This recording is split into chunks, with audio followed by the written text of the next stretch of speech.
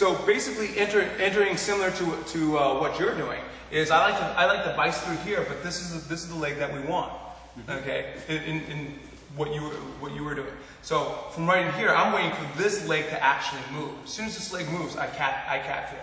Then I do the whole entry, and I come this way, and I'm okay. Now the only thing I'm going to suggest that you want to correct in this particular manner is not to do it from here. Okay. One, you had your thumb. Okay. Okay. You're going to end up because you want to push this way. Your thumb's going to argue with you. So you're going to bring your hand over for a standard five hand grip. Monkey grip. Okay. Yeah, I wasn't sure if you used the term monkey grip. The second thing is, and this is something new to a lot of people, but I found out I've been getting a lot more success with this. Go ahead and go to your stomach again. When most people do stomach, I'll show you in a second. Okay. When most people they do the toe hold, they turn it like this. I says, try this from right in here, what we call a motorcycle action. From right in here, and you turn like this. Okay, that forces a slight more hyperextension. The other thing is that most people, when they do it, they're doing it this way. I says, we want like every other submission we do, we want as much pressure on this leg with as much part of our body completely isolating. So instead of doing it this way, where you do it here, do it this way. Motorcycle action. Forehead. Okay, and all you have to do is from right here, motorcycle action. And now you have to do is a torso crunch. Okay, and then if you're still having tap, now you have all this to go. Yes. I got a question real quick. Okay. What do I usually go to grab the toes? Yeah, I leave my thumb in it, but usually I'm trying to grab it like this. Yeah, I don't even crush the toes at all, because technically speaking, in a lot of tournaments, they'll consider that small joint manipulation. Okay.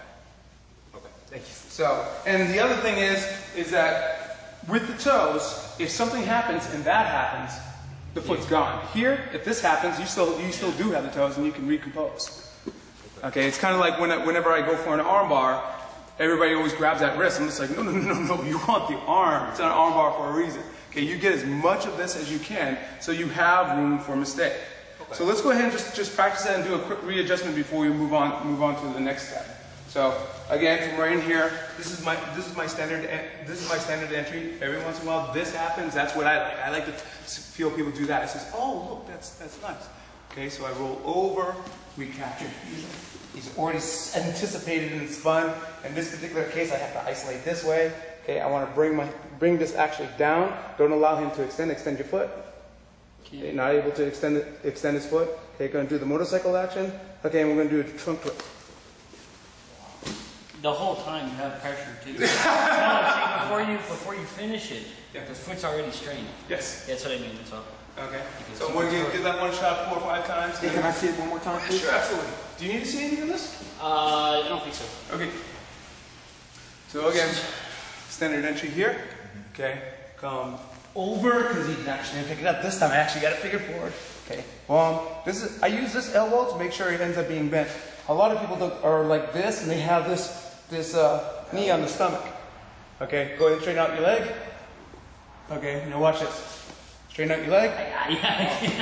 I'll say slide out. That didn't work. Like off your body. That didn't work very well. Are you gonna hitting that leg? When you do the hop over, you have the foot just. Yeah, buddy? Sure. Okay. I'm not even gonna grab your leg on this one. Okay. Okay. Watch what I do. Watch what I do with this leg right here. During the spin. Okay. So I'm in this position. I'm going to go for this leg. Like I said, I'm not even going to bother grabbing that. I'm just going to go ahead and go for the side. It's over, so I have that leg right there. Oh, so you pinch it almost like a. Yeah. If you don't have it, and this happens like this, you just want to. In this case, I'm just going to pin and do that. See, I'm just going to make sure I'm trying to get my shin to cook his elbow. That's why if I had your foot, you wouldn't have been able to do that. Okay. Did you go for the opposite foot? Huh? Did you go for the opposite foot on that one? Yeah, I would normally grab this foot. Oh, okay. Okay, so if I had the foot this time, other time I'll actually grab. Why did you switch? Huh? It's a bait and switch. It's bait and switch. Most people think I'm going for this leg. Okay, see, you have that leg right there. I'm like, oh, that's nice. Look at this. Yeah. Now, from here, you're going to right in right now. Okay. You're going to sit up and turn. Putting it right in here. And all I'm going to do is a quick take the pressure off. Do the quick switch. But I want. Now, what's the switch where you? Oh, I just take my hip and I drop it in. Oh, okay. And that's where you generate the torque? Mm-hmm. Okay. And here, and then all I have to do is come up and say, Yeah, that's This is what. a figure 4. That's what. Mike, will you do me a favor? Can you do the setup for that figure 4? yeah. Without breaking your finger.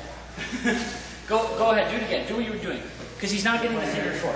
He's not catching the leg, and that's what I was wanting to tighten things up. Because from here it goes right over. Exactly. And that's what. And I know that that's your. It's the other leg. Well, Because he winds up falling over with it. right. See how you figure forward your leg? You don't have to do that unless you have his leg between. And what I'm saying is, can you go over it with catching the leg? Include that whole thing. All right, guys. This could be the difference for you. This is how you actually catch this leg right here. This leg right here, the one that you're not going to be capturing with your arms, has to be captured with the legs. Okay. So from right here, when I dive for this, I take this foot and I go wide. See? This foot then catches. That's it. Stop right there. Do that again. Go back. Sorry, Mike. Yeah. That's what I wanted you to see. Because if you do that, you're not going to let him. You're not going to get thrown off him while trying to hold the foot. Yeah, this is the entry. Just like when you do your armbar setups from guard and such like this is your entry to a flying toe hold. Okay. In other words, a flying toe hold works like this. And you're trying to pass, okay? And this one's forward. You're like, oh, see, this is actually a lot easier. This foot suddenly leaves and leaves support, okay? And you simply go. That's a lot easier to do. That is a lot. Down tight, it's a little bit harder because you don't have the same amount of space that you can just toss yourself under and capture things. Okay? So what we do is we have fail safes. See, when I first did it, you anticipated. And so when I did this, you already started rolling. Yeah. I was like, I'm not going to catch that, huh? And I pinned. See, from right here. And when I pin, I take this shin, and I drive it right into the crook of the knee. I take this leg and I pin that leg, so that he can't just readily escape. Yeah. Not that he can't escape, it's just a little bit harder. Makes it hard. Yeah. That's the tight. Well, if he starts moving too, then he might have that little opportunity. He's slipping and then he slips out. Well, I also wanted the opportunity, the big mix-up, and this is something that we've been developing for about 8 years now, is leg lock used to be a speed game. Who can get to the legs and who can crank the torque first. That's why a lot of these leg locks are illegal. So what I started teaching my guys in the past 8 years is, let's slow it down. Position, position, position, position. Okay, you get the legs, you didn't quite get it, get right back to a position. So from right in here, if we're busy doing this and I'm doing this, and he suddenly anticipates, I'm like, okay, fine, hold on. I'm not going to risk him getting on top just because I decided that, he anticipated, I've lost it, okay, this is not worth it anymore. Now we just turned it into a guard pass. Okay? So, Let's go over that. One more time, please, sir. Which one? The one that's the Catching the leg. Yeah. Catching the leg or leg. doing a pass? No, catching the leg. Okay, catching the leg. Catching the leg. Let's move away from the Sorry. Catching the leg. Catching All right. the leg. Catching the leg. Because you made it, you guys make it stay tight on the one. It's that, yeah, once you get, it's the tightness with the figure 4. Okay, That, alright. that just kills the whole thing. Yeah, and then this leg shoots out away from this. All right. Okay? So this leg right here shoots out and away from it. Okay. If I see again, this is a whole chain of submissions, but from right here I can start to threaten this wall out. Yeah, you can. Yes. All right. He's kind of on the Boston crab and all that. All right, let's go. Let's go. Okay, that's what Joe actually does for me. Okay, so from right in here, this knee comes to the inside, and you hook. Got it. Okay, so from right here, inside and hook to go for this foot over here. This foot goes up and wide, so I don't get caught with this foot. Boom, here. Okay, now look where I am. I want to make sure I'm turned into it. Okay, and if I can, hey, I guess I can't. There, good. That little detail made all the difference. Just moving and pulling in. And we actually attack like the arm and the knee, we're usually going for a hyperextension, except for in the case of, let's say, a lower key lock. Not the true Kimura where here's the shoulder socket and we're trying to twist the shoulder socket, but as much as we're really actually attacking the elbow. Okay, and what a lot of people don't understand about putting that much leverage in, and when they first start to learn it, they're always saying, oh, I'm turning it so it hurts the shoulders. I'm turning it to hurt the shoulders. Rather than saying, I have this, I have a joint, and instead of hyperextending it, I'm going to turn and rip it out of its socket. Okay? That's what we're doing with the toe hold. We're not trying to overflex it to hyperextend it. We're hyperflexing it, turning it so we can actually wrench it out of the joint.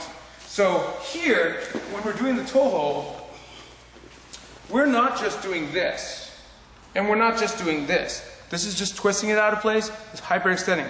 We're really just turning it in, turning it out of place, hyperextending it at the same time, so we can literally rip it out of its joint. Okay, this is literally the most pressure you can put on the ankle. This is the reason why, because of the hyperflexion, a lot of times people go, well, that's just pain compliance, or that's just hyperextension. I'm very flexible. Nobody's flexible in at every single angle. So when you're doing this toe hold, you're going 1, 2. You're not taking it in one direction. You're going here, and then you got to turn it at the same time. So again, hyperflex, hyper-turn, same time. Just rip it out of its joint. Okay? Nobody grimaced on that. I like you guys. Usually I start doing that, people are like, oh. You won't quite understand so you get caught. Let me share one of my favorite principles with you guys. One of my favorite principles that I've been trying to teach most of my guys, and I've been going on the seminar circuit, and it seems to be catching on pretty well, is the idea of moving something without having to move something. Okay? Let's stand up. Let's do as many different metaphors as I can do here. If I try to push Joe and he resists, okay, and I go like this, it doesn't work, okay, no matter how hard I try, okay. On the other hand, if I want my hand to go right here, just do it. Everything else in the way gets destroyed. And everybody goes, what? That doesn't make any sense. So he's resisting, and I just want my hand to go over here. Okay? I realize that there's no way my hand is going to get there as long as this is in the way. So I just start going this way, and then all of a sudden, because I start to pass, everything else starts to come with. Okay? The same thing happens with this toe hold. If you find yourself in a situation, I do not advise that you purposely do this, but if you do find yourself in this situation, realize you shouldn't re-grip. Just adjust your grip. So from right here, if I'm going for this toe hold and I'm here and I'm doing this hyperflexion, then you remember what I told you, is your fingers really need to be over here.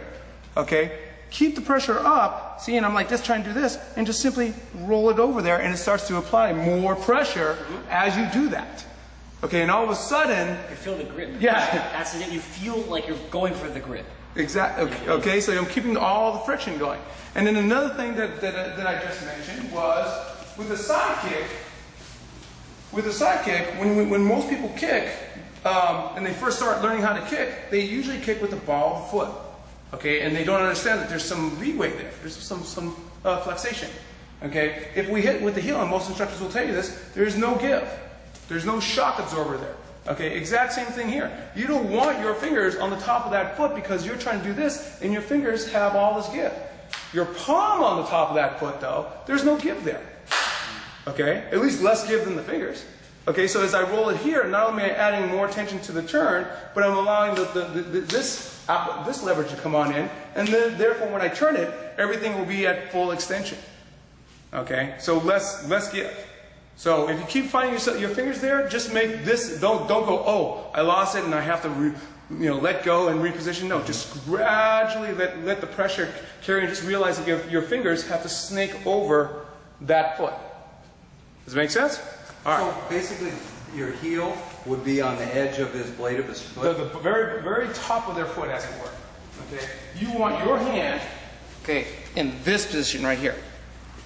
This is where you want your hand. Oh. Most of you guys are being caught with this. Oh, okay. So, from right here, when I do this maneuver, watch. I come here, the shin is on my chest. See how that works? Okay? And I didn't want him to straighten out, so I'm going to put that on the bottom. See, I've given him no room. Okay? And I'm going to start to take the pressure off so he doesn't tap too soon. Okay? But when I do this, watch what I do with this foot.